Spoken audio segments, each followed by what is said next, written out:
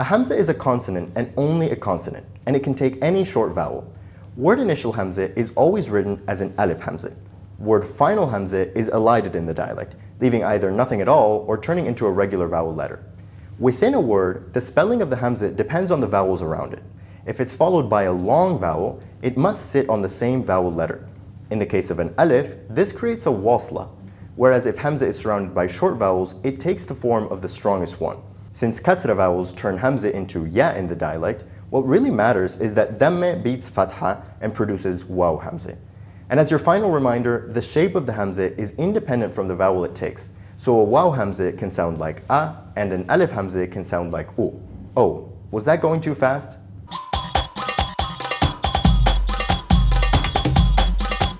Hey everyone, ahlan wa sahlan fikum, and welcome back to Learn Palestinian Arabic, the go-to channel for learning the Palestinian dialect of spoken Arabic. Today we're going to discuss one of the trickiest consonants in Arabic, the Hamze. The Hamze is tricky not just because of the pronunciation, but because of the many different ways it's written as well. Let's get one thing out of the way. All the different ways of writing Hamze indicate the exact same consonant sound, a glottal stop, which is the sudden interruption of the airflow in the throat, like ah, ah, ah. It's not actually hard to do this, but you've probably never had to consciously do it before. Now pay attention to the difference between the standard and spoken Arabic versions of no. In standard Arabic, la. In the dialect, la. In the dialect, the Hamze cuts off the word abruptly, similar to how in English we have no versus nope. Now the most important takeaway from this video is that the Hamze is a totally normal consonant like any other in Arabic. It follows all the usual patterns of Arabic morphology and behaves exactly the same as all the other consonants, no different from ba, jim, and dal. For instance, like any consonant, Hamze can occur in the beginning, middle, or end of a word. If I say a, I've put Hamze in all three positions. You may be thinking though, in the initial position, are you really doing anything? Is an initial Hamze followed by a vowel not just the same as saying the vowel outright? The answer is yes and no. In terms of the sound and articulation, no, you're not really doing anything differently. But we still have to acknowledge that that consonant is there, even if it doesn't have a noticeable effect. Here's why. Take the word amir. In this case, Hamze is actually the first letter of the word's root. Even though amir seems to start with a, technically the a vowel doesn't actually start the word. Rather, it's a fatha vowel falling on an initial Hamze. This then means that the word amir is completely analogous to a word like shahir. The Hamze is acting like any other consonant. Likewise, the plural of amir is umur. Again, the word doesn't start with u, but rather the dhamma is just falling on the initial root letter, just as it does in the word shuhur. Additionally, although the Hamze doesn't make an audible difference in the initial position, that sudden start is phonemic, meaning it's ingrained into the word. This is very unique to Arabic. Although any word that starts with a vowel technically has this sudden start, as in office in English, in most languages it's not phonemic. That's why office becomes the office with an article, because the word office has no ingrained independent start. It's not the office. In Arabic though, the Hamze is phonemic. Because the start is part of the word, amir with the article must be il amir. If we pretend the word begins with a and forget about the Hamze, we'd be saying il amir, which is wrong. Again, it should be il amir. Now that we know how the Hamze should sound, let's talk about the spelling. This will actually help us get an even better grasp of how the Hamze is treated just like any ordinary consonant. First, let's look at all the possible shapes the Hamze can have. The default Hamze is the big inline Hamze, which is rarely seen in reality, so we'll come back to it later. Most of the time, the Hamze appears as a diacritic sitting on one of three different chairs, an alif, a waw, or a ya without dots. Notice that all these different letters represents the same exact consonant, and only that consonant. The same way that ta only represents t.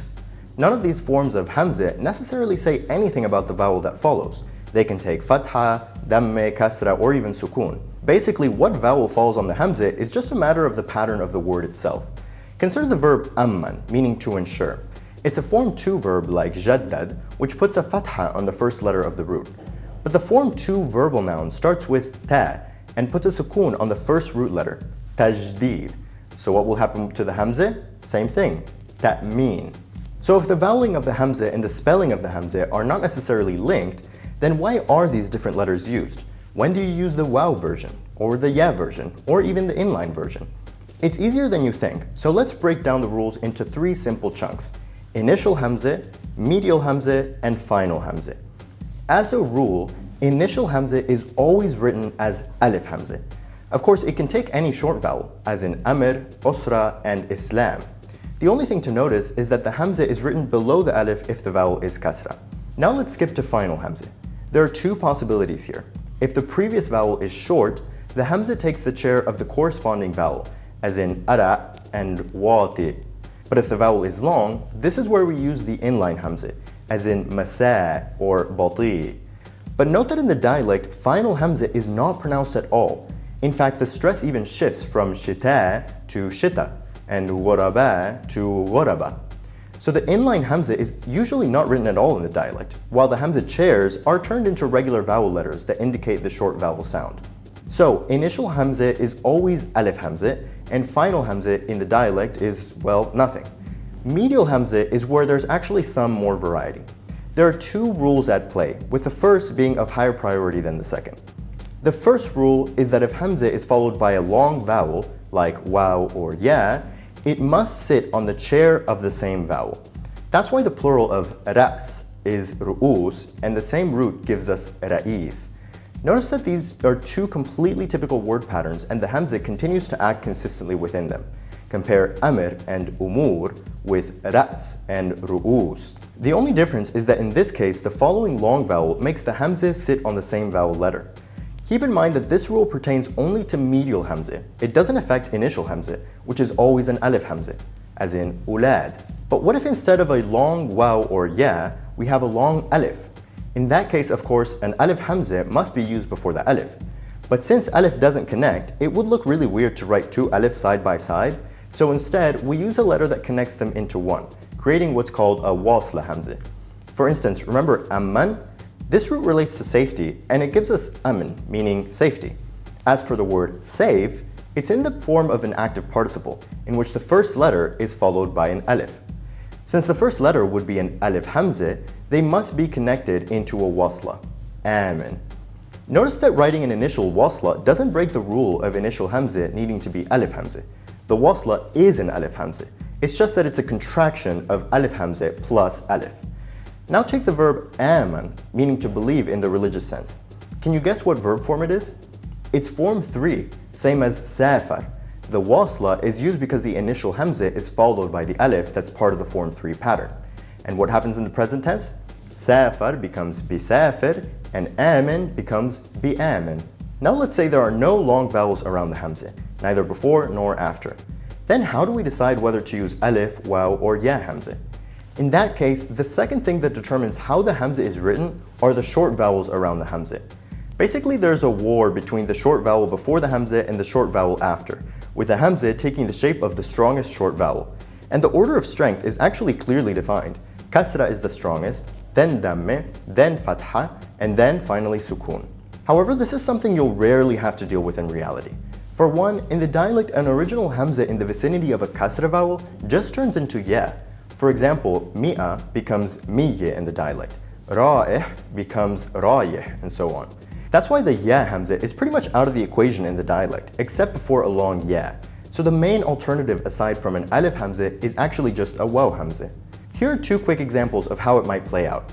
Let's go back to amr, meaning a command.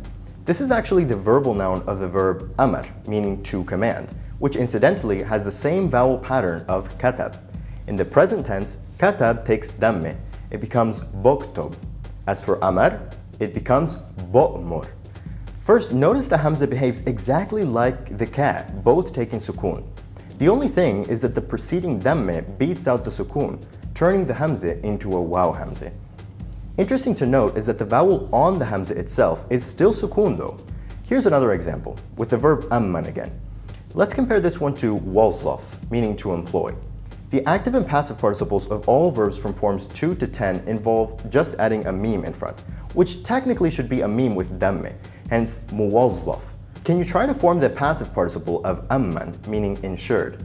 It's mu'amman. Again, the same voweling and behavior as muwazzaf, except that the preceding damme puts the hamza on a waw. So let's review. A hamza is a consonant and only a consonant, and it can take any short vowel. Word initial Hamze is always written as an alif Hamze. Word final Hamze is elided in the dialect, leaving either nothing at all or turning into a regular vowel letter. Within a word, the spelling of the Hamze depends on the vowels around it. If it's followed by a long vowel, it must sit on the same vowel letter.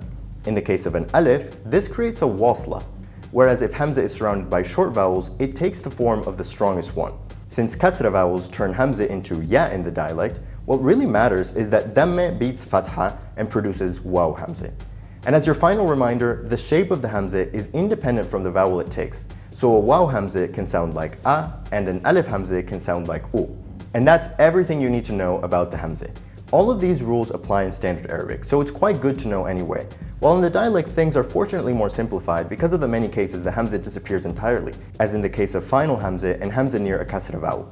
Obviously in the dialect, nobody's really going to care if you write the Hamze perfectly accurately or not. The most important thing to know is how it works in terms of pronunciation and morphology.